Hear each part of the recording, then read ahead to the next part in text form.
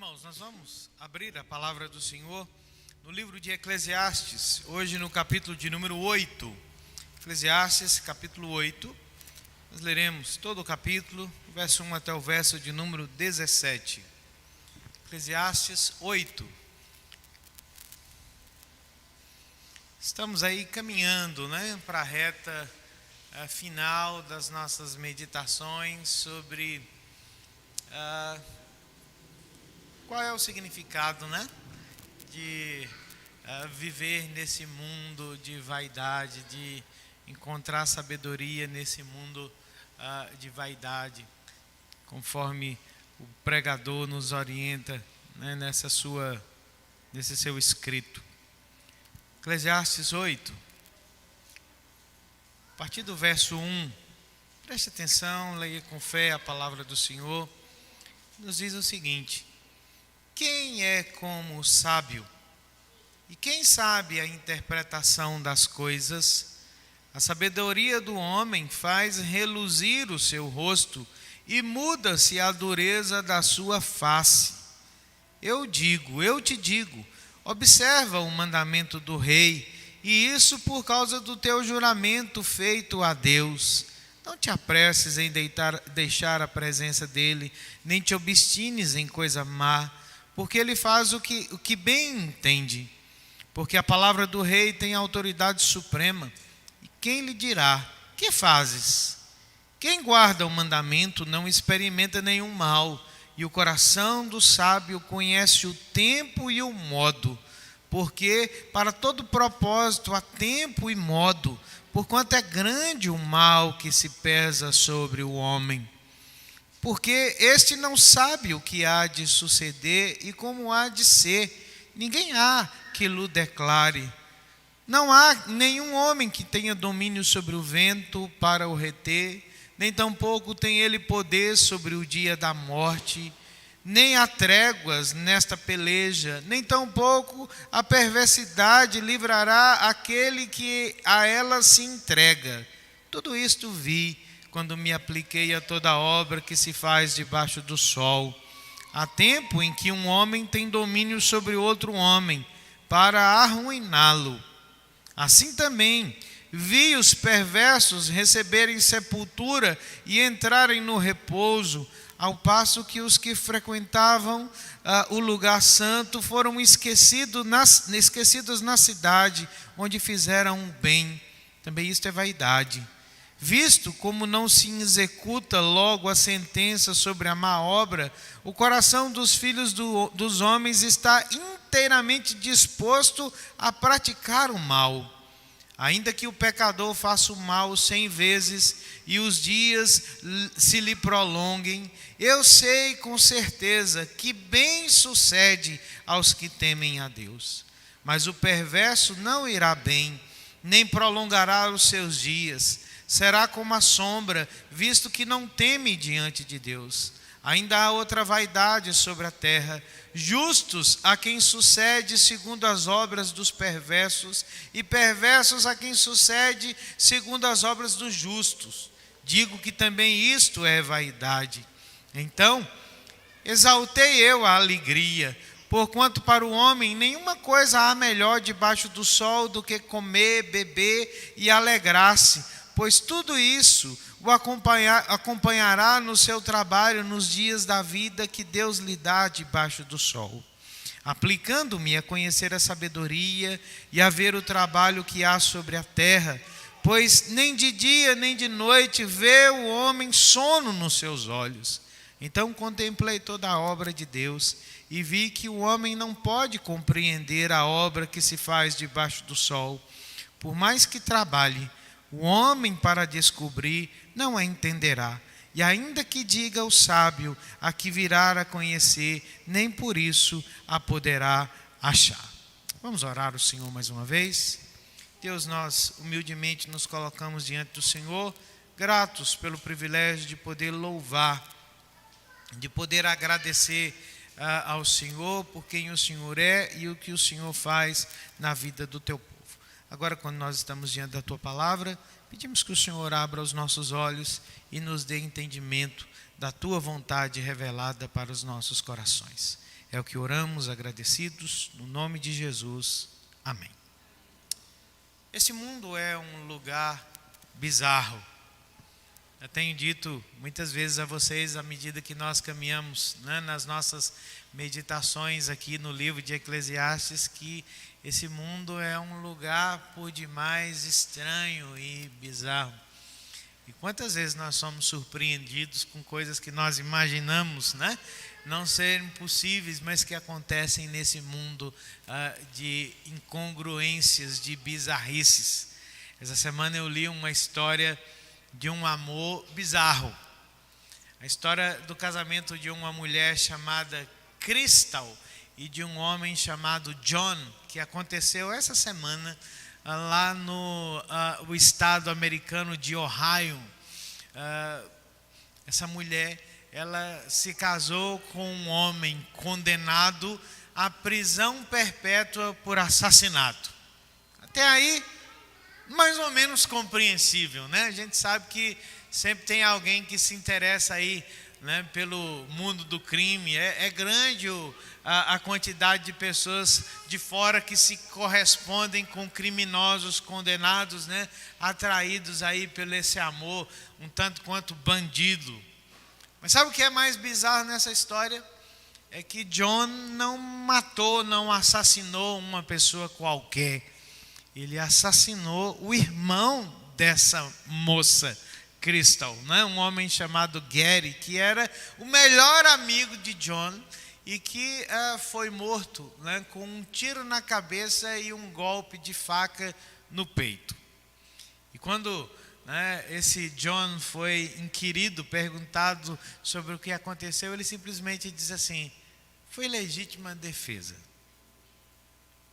E essa mulher, né, começou a se corresponder com o assassino do seu irmão e, né, travou um relacionamento com ele. E alguém perguntou: o que une vocês? Ele disse assim: olha, nós temos algo em comum, a morte de Gary. É ou não é um lugar bizarro e estranho esse mundo em que nós vivemos? No mínimo, né, poderíamos dizer que falta a essa mulher um pouco de sabedoria, né, para lidar com as coisas no mundo, para viver no mundo. Viver nesse mundo exige de nós sabedoria. Exige que nós tenhamos, né, uma compreensão, né, da realidade do mundo, da natureza do mundo. E o pregador está exaltando ainda no capítulo 8, né, algo que ele já vem dizendo para nós a partir do capítulo 7, texto que lemos a semana passada, sobre o valor da sabedoria na vida do homem, né? Esse pregador diz que esse mundo não é o que parece ser, né, que esse mundo é um lugar bizarro, que esse mundo é um lugar estranho e que por isso mesmo ele não pode prover sentido, significado para as nossas vidas, mas que nós precisamos de sabedoria para saber viver neste mundo. Mas não é um tipo comum qualquer de sabedoria. Ele nos diz que a sabedoria para se viver nesse mundo deve ser uma sabedoria do outro mundo, uma sabedoria de acima do sol, uma sabedoria que é forjada pelo temor do Senhor.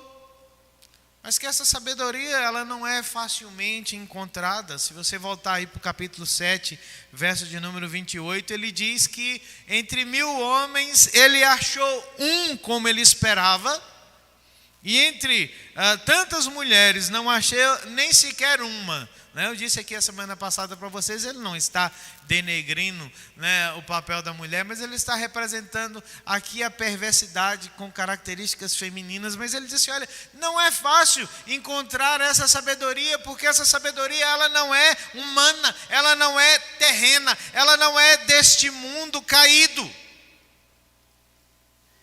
O caminho dessa sabedoria é um caminho estreito.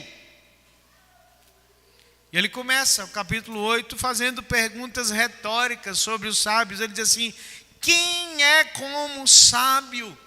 Quem é como aquele que sabe a interpretação das coisas? Se sabedoria é algo tão difícil de ser encontrado, né? Se um homem sábio é algo raro de ser encontrado,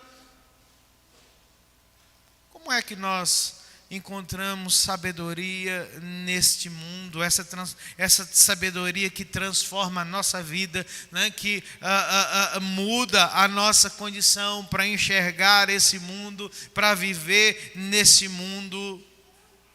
Como encontrar um coração sábio? Como encontrar uma sabedoria que nos permita viver neste mundo de forma a entender as coisas que aqui se passam? A primeira coisa que ele nos diz nesse texto é que um coração sábio é um coração que está preparado para lidar com as dificuldades desse mundo. Olha aí o verso de número 2, ele diz assim: observa o mandamento do rei, e isso por causa do teu juramento feito a Deus. Não te apresses em deixar a presença dele, nem te obstines em uma coisa má, porque ele faz o que bem entende. Porque a palavra do rei tem autoridade suprema, e quem lhe dirá que fazes? Quem guarda o mandamento não experimenta nenhum mal, e o coração do sábio conhece o tempo e o modo. Ele diz assim: olha, um coração sábio é um coração que está preparado para lidar com as dificuldades desse mundo. E o pregador está aqui nos oferecendo uma instrução a respeito desse coração sábio e da conduta que ele traz para nós nesse mundo de autoridades humanas. O coração sábio sobrevive em um mundo perigoso. Quando ele fala dessa relação com autoridades, ele está falando de uma relação de um mundo extremamente perigoso, né? Um mundo antigo, uma corte, né, dos reis da antiguidade, onde as pessoas tinham o maior cuidado de se envolverem, porque eles estavam diante de pessoas que tinham poderes absolutos sobre vida e sobre morte. Ele diz assim: olha, o sábio conhece o tempo e conhece o modo de agir nesse mundo perigoso, nesses lugares perigosos. E aí, irmãos, nós pensamos: quem é como um sábio? Quem consegue interpretar as coisas nesse mundo?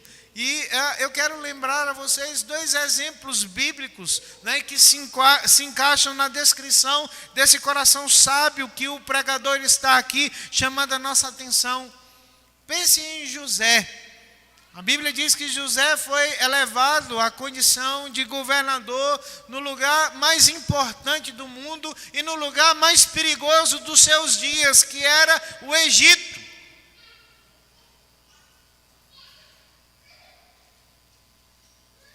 E como aquele jovem judeu não pôde se sair bem, pôde se expressar, pôde se conduzir naquele lugar perigoso?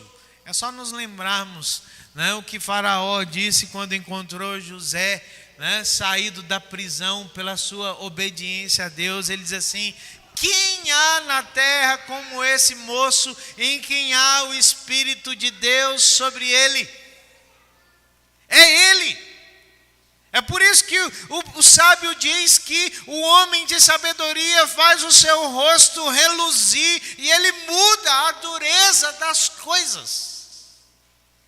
José é um exemplo disso. Como Daniel na Babilônia também nos mostra o que significa ter um coração sábio vivendo em um lugar perigoso, né? Primeira resolução que a Bíblia diz que Daniel, o jovem Daniel, tomou quando chegou na Babilônia, enquanto ele era um adolescente, foi resolver no seu coração não se contaminar com as coisas que eram oferecidas e servidas na mesa do rei. Parece uma decisão simples, porque nós estamos imaginando que se trata apenas de um adolescente dizendo o que ele quer ou não comer no cardápio lá da sua dieta, mas era lutar contra a vontade do homem mais poderoso da terra. E a Bíblia diz que Daniel foi um homem que prevaleceu por conta da resolução que tomou no seu coração de não se contaminar com as coisas que haviam no mundo à sua disposição.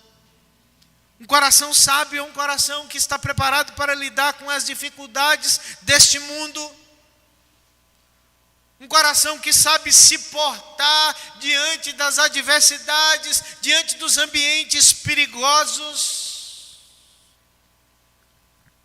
Há uma história real, né, a respeito de um homem que viveu durante o período da Segunda Guerra Mundial, um alemão chamado Helmut von Moltke, que foi recrutado por Hitler para trabalhar, né, para o governo nazista na contra-espionagem. Só que havia um problema, porque Helmut von Moltke era um cristão de verdade. E prontamente ele aceitou a oferta de Hitler, mas não para servir a causa nazista, mas ele se colocou ali para ser um forte oponente, né, à política e à vontade de Adolf Hitler. E ele usou a sua posição elevada no governo para resgatar muitas pessoas que haviam sido condenadas à morte certa. Só que no final, Helmut von Moltke foi acusado de traição, ele foi julgado e foi condenado à morte pela corte nazista. E ele conta na última carta que enviou à sua esposa, descrevendo o momento dramático do seu julgamento, em que o juiz daquela corte iniciou um ataque ofensivo contra a sua fé em Cristo. Aos gritos, aquele homem disse a Moltke: olha, só existe uma única coisa que nós podemos dizer que comparamos entre o nacionalsocialismo e o cristianismo. Só existe uma coisa em que eles se parecem. Sabe qual é? Ambos exigem que o homem seja homem de verdade e que ele se entregue por inteiro. Então o juiz olha para Moltke e diz assim: olha, eu quero que você declare agora a sua lealdade final. De quem é que você recebe e executa suas ordens? Quem é que determina o que você deve fazer? Você recebe ordens do outro mundo ou você recebe ordens de Adolf Hitler? Em quem você deposita a sua lealdade e a sua fé? Von Moltke sabia exatamente a quem ele devia a sua lealdade. Ele havia colocado toda a sua esperança, toda a sua confiança em Jesus Cristo. E prontamente ele apresentou ao juiz terreno, a sua resposta como um cristão de verdade e que não tinha mais nada a acrescentar, dizendo que a sua lealdade era a Jesus Cristo. A sua fé o capacitou a agir sabiamente nesse mundo perigoso. A sua fé custou a vida. Mas ele sabia que o seu coração havia sido preparado por Cristo para lidar com as dificuldades desse mundo como um lugar perigoso. A Bíblia diz que esse mundo não é o que nós imaginamos que ele seja. E que nós precisamos de um tipo de sabedoria para saber viver nesse mundo, que nós precisamos de um coração que seja um coração que nos mostre a forma certa de viver nesse mundo. Você tem um coração assim?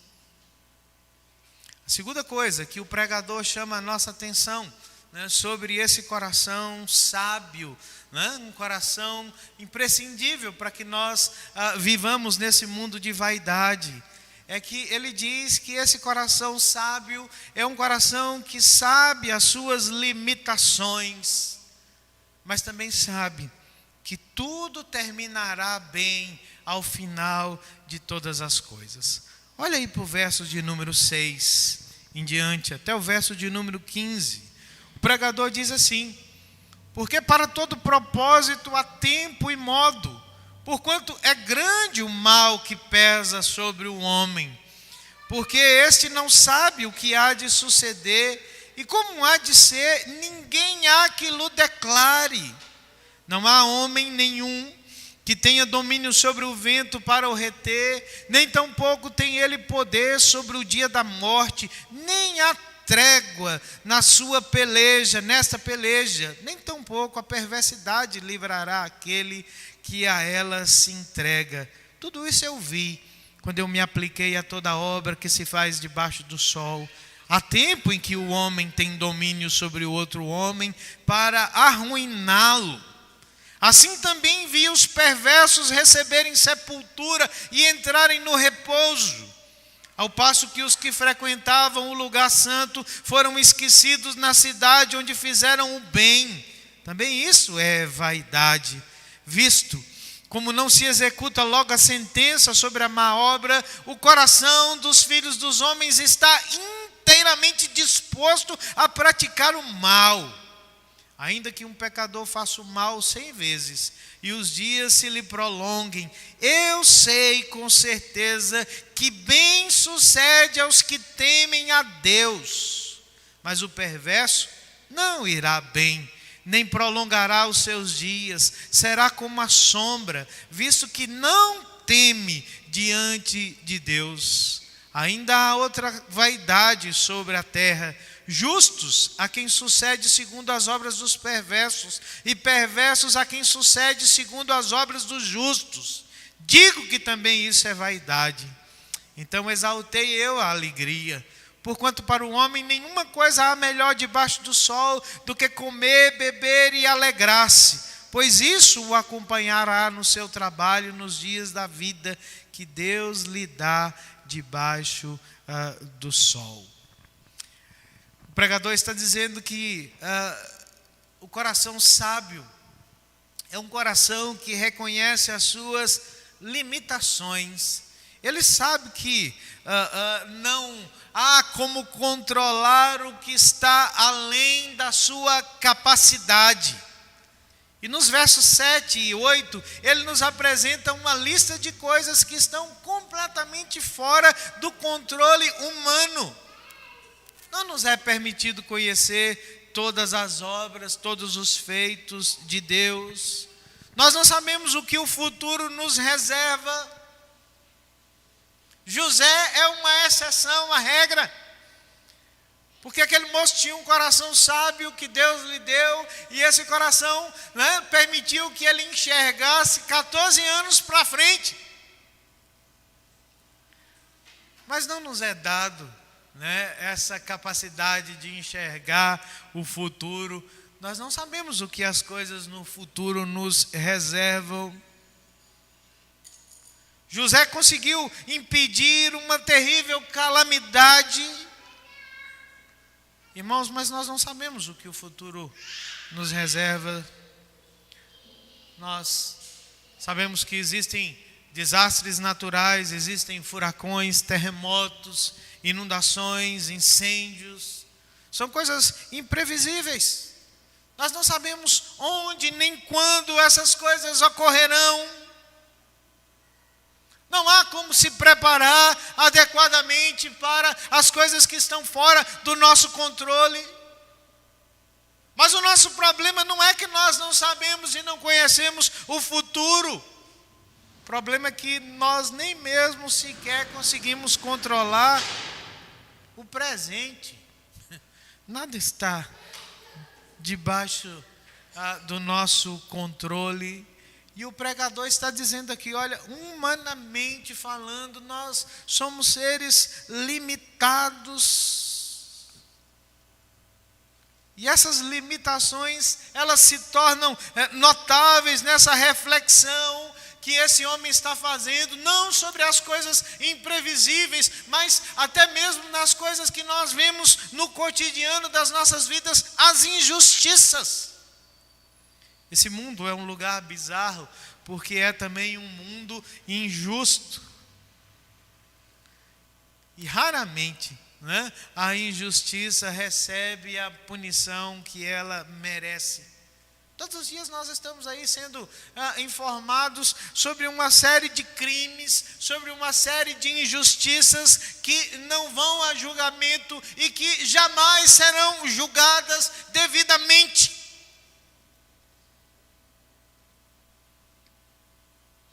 A sabedoria humana não consegue compreender essa anomalia do mundo. Nós não vivemos em um mundo perfeito.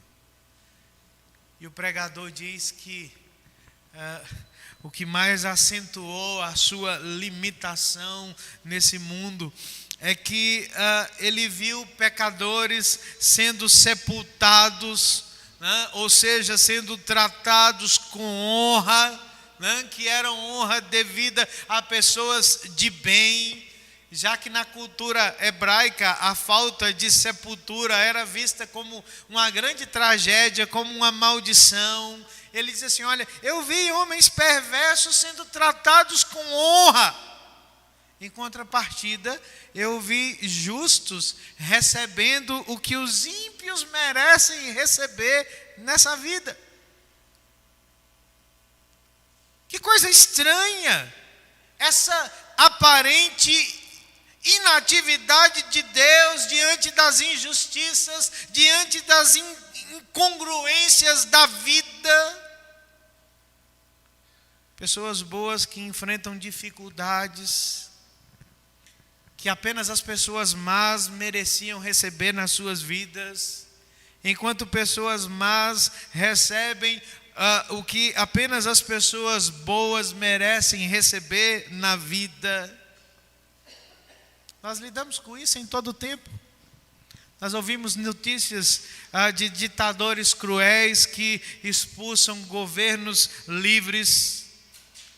Nós conhecemos história de parentes que roubam a herança dos outros. Nós ouvimos histórias a respeito de pessoas trabalhadoras que perdem os empregos, perdem as suas casas. Conhecemos histórias de pastores que são jogados na prisão porque pregam o evangelho, enquanto aqueles que perseguem a igreja se fortalecem no seu poder cruel. Mas as injustiças são mais perto do que nós imaginamos. Conhecemos as histórias daqueles estudantes que trapaceiam, né, para ganhar nota máxima na prova, enquanto aqueles que ralam, que estudam, né, às vezes ficam de recuperação. A história do funcionário picareta que recebe promoção, enquanto aquele que rala, que trabalha, fica lá no mesmo lugarzinho de sempre, com o mesmo salário de sempre.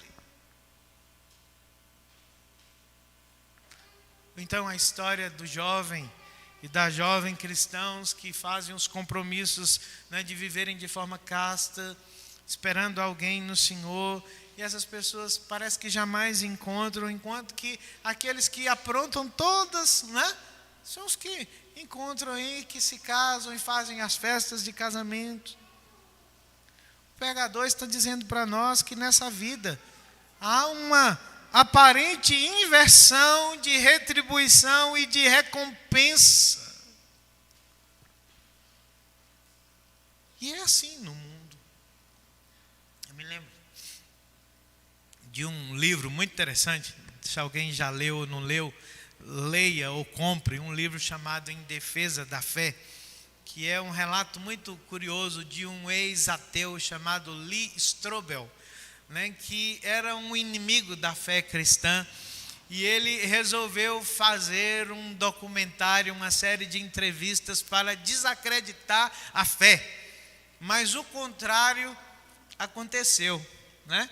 Ao invés de desacreditar a fé, aquele ateu se converteu a Cristo na sua pesquisa, né? Um repórter, um jornalista se converteu. E ele conta que uma das entrevistas mais difíceis que ele teve foi justamente quando ele confrontou um piedoso homem de Deus a respeito dessas aparentes injustiças no mundo, quando ele disse assim: olha, eu não creio em Deus porque tudo que eu vejo no mundo é injustiça, é isso, é aquilo outro. e tudo termina em injustiça. E aquele sábio homem olhou para ele e disse assim: e quem disse a você que já terminou? Quem disse a você que esse é o fim de todas as coisas? E aquele homem parou a pensar, né? Que a aparente a falta de retribuição, de inversão de valores, a aparente injustiça não é o fim de todas as coisas. O coração sábio sabe que há limitações, mas ele sabe, irmãos, que tudo vai terminar bem no final de todas as coisas, porque ele sabe que vale a pena crer em Deus. Se você olhar no texto, o pregador faz uma distinção no verso de número 12, quando ele diz assim, olha, ele vem dizendo assim, olha, eu vi uma série de coisas no mundo. Eu vi injustiça, eu vi os perversos receberem honra, eu vi os justos serem esquecidos. Mas no verso 12 ele diz assim, mas eu sei com certeza que bem sucede aos que temem a Deus. Nós vemos uma série de coisas acontecendo no mundo, mas nós precisamos nos lembrar que não é o que nós vemos que importa, mas é o que nós sabemos de fato e de verdade que faz toda a diferença. Esse homem diz assim, olha, eu posso ver no mundo o que eu vejo, mas eu sei que tudo terminará bem para aqueles que temem a Deus. E quando ele sabe disso, no verso de número 15, ele se permite um conselho prático. Ele diz assim, olha, nós vamos nos alegrar, nós vamos exaltar a alegria, porquanto não há para o homem nenhuma coisa melhor debaixo do sol do que comer, beber e alegrar-se. Ele não está dizendo assim, olha, carpe diem, aproveite o dia. Mas ele está dizendo o seguinte, alegre-se no Senhor, porque esse não é o fim de todas as coisas. Não é, esqueça, alegre-se e esqueça. Mas abrace uma alegria que permite a você deixar que Deus seja Deus. E que Ele leve a sua obra até o final de todas as coisas. Então, o coração sábio é um coração que sabe como se portar nesse mundo perigoso. É um coração que reconhece as suas limitações, mas que sabe que tudo vai terminar bem. E em terceiro e último lugar, o pregador diz que um coração sábio é o coração que se rende ante aos planos e os propósitos incompreensíveis de Deus para a nossa vida. Olha aí o verso de número 16 e 17. Ele diz assim, aplicando-me a conhecer a sabedoria e a ver o trabalho que há sobre a terra, pois nem de dia nem de noite vê o homem sono nos seus olhos. Então eu contemplei toda a obra de Deus e vi que o homem não pode compreender a obra que se faz debaixo do sol. Por mais que trabalhe o homem para descobrir, não a entenderá. E ainda que diga o sábio que a virá a conhecer, nem por isso poderá achar. O que é que ele está dizendo a nós aqui na sua última sentença sobre o coração sábio? Esse homem conclui com uma reflexão final sobre a nossa incapacidade de conhecer toda a obra de Deus, todo o plano de Deus, todos os propósitos e desígnios de Deus para a vida do seu povo. Ele diz assim, olha, apesar de todas as respostas que eu tenho dado para vocês, eu ainda tenho as minhas questões.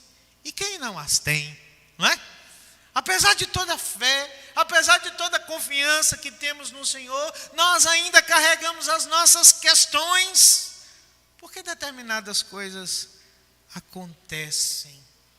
Por que Deus permite que determinadas coisas aconteçam na vida do seu povo? O pregador se esforçou para encontrar a resposta para essas perguntas. Ele enfatizou, né, no coração sábio, que busca o Senhor, que descansa no Senhor. Mas ele diz assim, olha, mas há algumas coisas que permanecem ainda comigo. Como permanecem com todos nós. E assim, irmãos, com todos os servos do Senhor. Se você abrir a sua Bíblia no livro do profeta Isaías, capítulo de número 55, nos versos 8 e 9, o profeta nos diz algo interessante. Ele diz assim, que Deus diz, olha, os meus planos não são os seus planos, porque os meus caminhos são mais altos do que os seus caminhos.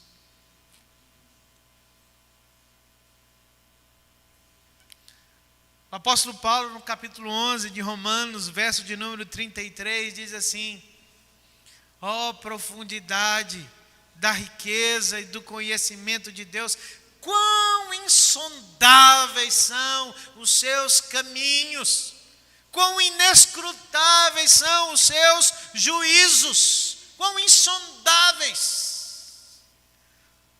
Paulo está declarando, como Isaías declarou, que nós não compreendemos todas as coisas sobre o plano de Deus, sobre os propósitos de Deus, que embora tenhamos um coração sábio que nos permite viver nesse mundo perigoso, não tenha a pretensão de imaginar que você entenderá todos os planos de Deus, todos os projetos de Deus para a sua vida. Às vezes nós fazemos essas orações, Senhor, por quê? E nós não temos resposta. E Deus não nos dá respostas.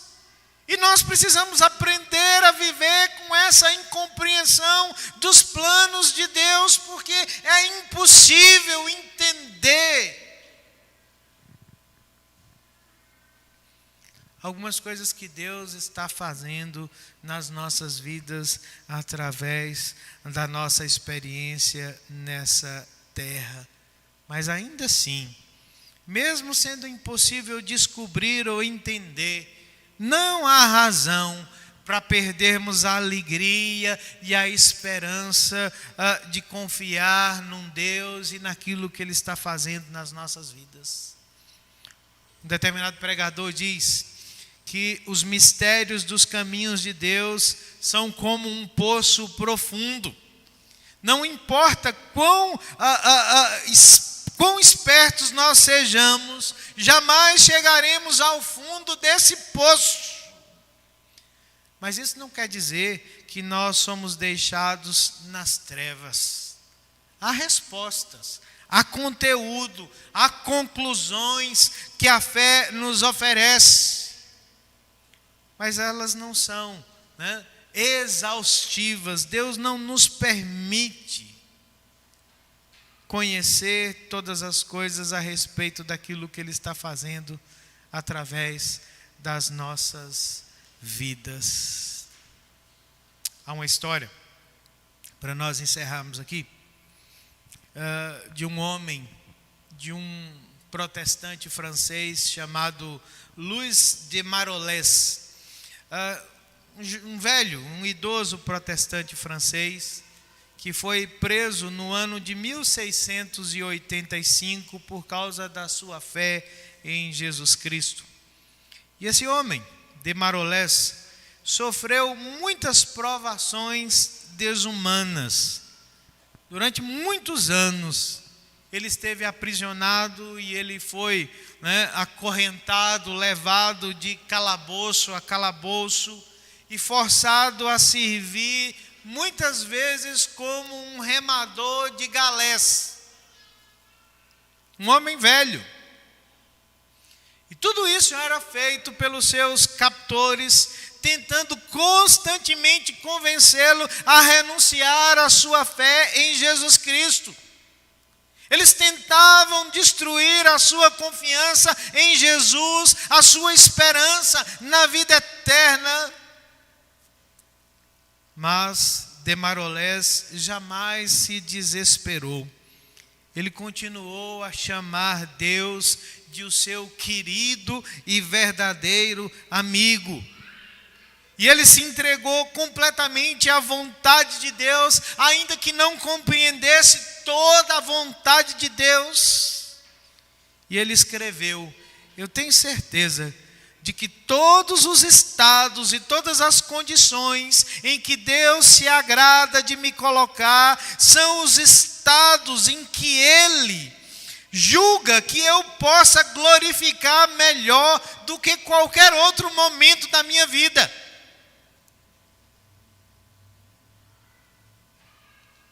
Mas isso não quer dizer que ele nunca relutou diante das dificuldades da vida, que ele nunca se entristeceu. Na verdade, no último ano da sua vida, ele passou por um estado tal de profundo desânimo espiritual, durante o qual a solidão era algo tão constante e a escuridão parecia tão perpétua, que ele dizia que ele era visitado por ideias assustadoras e aterrorizantes, que causavam impressões, né, na sua mente, que o lançavam em um profundo abismo de aflição. Ele não compreendia os planos e os propósitos de Deus, mas ele havia orado por graça ao Senhor para continuar fiel até a morte. E sempre que uma dúvida sobre a vontade de Deus, sobre a bondade de Deus, né, vinha à sua mente, o seu coração, ele se consolava com a mesma verdade que nós lemos no verso de número 12 do capítulo 8 de Eclesiastes. E ele dizia em todo tempo para si mesmo: eu sei que tudo ficará bem com aqueles que temem a Deus. Eu não compreendo tudo, mas eu sei que tudo ficará bem para aqueles que temem a Deus. Esse é o testemunho de todos aqueles que creem em Jesus Cristo e na graça que vem da sua cruz. Tudo vai ficar bem, embora nós não compreendamos todas as coisas do plano e do propósito de Deus. Sabe por quê? Porque Ele nos deu um coração sábio. Ele tirou o nosso coração de pedra e nos deu um coração de carne. Ele purificou o nosso coração. É por isso que não importa quão perigoso seja o mundo aí fora que vivemos, nós sabemos como agir, porque nós temos um coração sábio que o Senhor Jesus Cristo nos deu.